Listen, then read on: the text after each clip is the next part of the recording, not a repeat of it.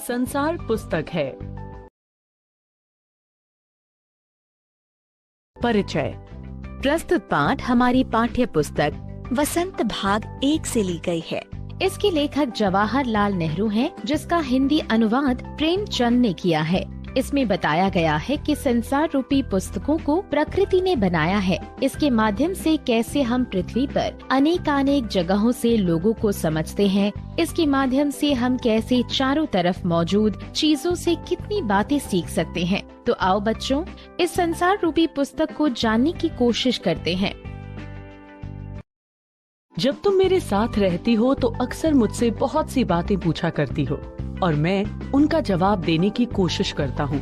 लेकिन अब जब तुम मसूरी में हो और मैं इलाहाबाद में, हम दोनों उस तरह बातचीत नहीं कर सकते। इसलिए मैंने इरादा किया है कि कभी कभी तुम्हें इस दुनिया की और उन छोटे बड़े देशों की जो इस दुनिया में हैं, छोटी छोटी कथाएं लिखा करूं। तुमने हिंदुस्तान और इंग्लैंड का कुछ हाल इतिहास में पढ़ा है, लेकिन इंग्लैंड केवल एक छोटा सा टापू है और हिंदुस्तान जो एक बहुत बड़ा देश है, फिर भी दुनिया का एक छोटा सा हिस्सा है। अगर तुम्हें इस दुनिया का कुछ हाल जानने का शौक है तो तुम्हें सब देशों का और उन सब जातियों का जो इसमें बसी हुई हैं, ध्यान रखना पड़ेगा। केवल उसे एक छोटे से देश का नहीं जिसमें तुम पैदा हुई हो। मुझे मालूम है कि इन छोटे छोटे खतों में बहुत थोड़ी सी बातें ही बतला सकता हूँ, लेकिन मुझे आशा है कि इन थोड़ी सी बातों को भी तुम शौक से पढ़ोगी और समझोगी कि दुनिया एक है और दूसरे लोग जो इसमें आबाद हैं हमारे भाई बहन हैं। जब तुम बड़ी हो जाओगी तो तुम दुनिया और उसके आदमियों का हाल मोटी मोटी किताबों में पढ़ोगी। उसमें तुम्हें जितना आनंद मिलेगा उतना किसी कहानी या उपन्यास में भी न मिला होगा। ये तो तुम जानती ही हो कि यह धरती लाखों करोड़ों वर्ष पुरानी है और बहुत दिनों तक इसमें कोई आदमी न था। आदमियों के पहले सिर्फ जानवर थे और जानवरों से पहले एक ऐसा समय था जब इस धरती पर कोई जानदार चीज न थी। आज जब यह दुनिया हर तरह के जानवरों और आदमियों से भरी हुई है, उस जमाने का ख्याल करना भी मुश्किल है जब यहाँ कुछ था। लेकिन विज्ञान जानने वालों और विद्वानों ने, जिन्होंने इस विषय को खूब सोचा और पढ़ा है, लिखा है कि एक समय ऐसा था जब यह धरती बेहद गर्म थी और इस पर कोई जानदार चीज नहीं रह सकती थी। और अगर हम उनकी किताबें पढ़ें और पहाड़ों और जानवरों की पुरानी हड्डियों को गौर से देखें तो हमें खुद मालूम होगा कि ऐसा समय जरूर रहा होगा। तुम इतिहास की किताबों में ही पढ़ सकती हो, लेकिन पुराने जमाने में तो आदमी पैदा ही न हुआ था। किताबें कौन लिखता? तब हमें उस जमाने की बातें कैसे मालूम हो? यह तो नहीं हो सकता कि हम बैठे बैठे हर एक बात सोच निकालें। यह बड़े मजे की बात होती, क्योंकि हम जो चीज चाहते सोच लेते और सुंदर परियों की कहानियाँ गढ़ लेते। लेकिन जो कहानी किसी बात को देखे बिना ही गढ़ ली जाए, वह ठीक कैसे हो सकती है? लेकिन खुशी की बात है कि उस पुराने जमाने की लिखी हुई किताबें न होने पर भी कुछ ऐसी चीजें हैं जिनसे हमें उतनी ही बातें मालूम होती हैं जितनी किसी किताब से होती। ये पहाड़, समुद्र, सितारे, नदियाँ, जंगल, जानवरों की पुरानी हड्डियाँ और इसी तरह की और भी कितनी ही चीजें हैं जिनसे हमें दुनिया का पुराना हाल मालूम हो सकता है।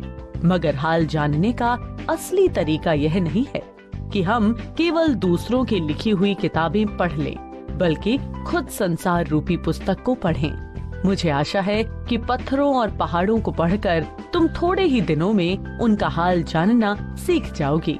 सोचो, कितनी मजे की बात है। एक छोटा सा रोड़ा जिसे तुम सड़क पर या पहाड़ के नीचे पड़ा हुआ देखती हो, शायद संसार की पुस्तक का छोटा सा पृष्ठ हो। शायद उसमें तुम्हें कोई नई बात मालूम हो जाए। शर्त यही है कि तुम्हें उसे पढ़ना आता हो। कोई जबान, उर्दू, हिंदी या अंग्रेजी सीखने के लिए तुम्हें उसके अक्षर सीखने होते हैं। इसी तरह पहले तुम्हें प्रकृति के अक्षर पढ़ने पड़ेंगे, तभी तुम उसकी कहानी उसकी पत्थरों और चट्टानों की किताब से पढ़ सकोगी। शायद अब भी तुम उसे थोड़ा थोड़ा पढ़ना जानती हो।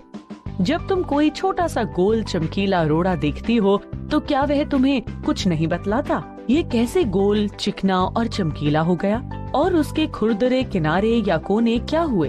अगर तुम किसी बड़ी चट्टान को तोड़कर टुकड़े टुकड़े कर डालो तो हर एक टुकड़ा खुरदुरा और नुकीला होगा। यह गोल चिकने रोड़े की तरह बिल्कुल नहीं होता।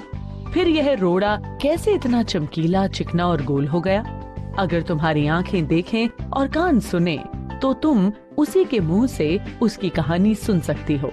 वह तुमसे कहेगा कि एक समय, जिसे शायद बहुत दिन गुजरे हों, वह भी एक चट्टान का टुकड़ा था। ठीक उसी टुकड़े की तरह उसमें किनारे और कोने थे जिसे तुम बड़ी चट्टान से तोड़ती हो। शायद वह किसी पहाड़ के दामन में पड़ा रहा। तब पानी आया और उसे बहाकर छोटी घाटी तक ले गया। वहाँ से एक पहाड़ी नाले ने ढकेल कर उसे एक छोटे से दरिया में पहुँचा दिया। इस छोटे से दरिया से वह बड़े दरिया में पहुँचा। इस बीच वह दरिया के पेंदे में लुढ़कता रहा। उसके किनारे घिस गए और वह चिकना और चमकदार हो गया। इस तरह वह कंकड़ बना जो तुम्हारे सामने है। किसी वजह से दरिया उसे छोड़ गया और तुम उसे पा गईं।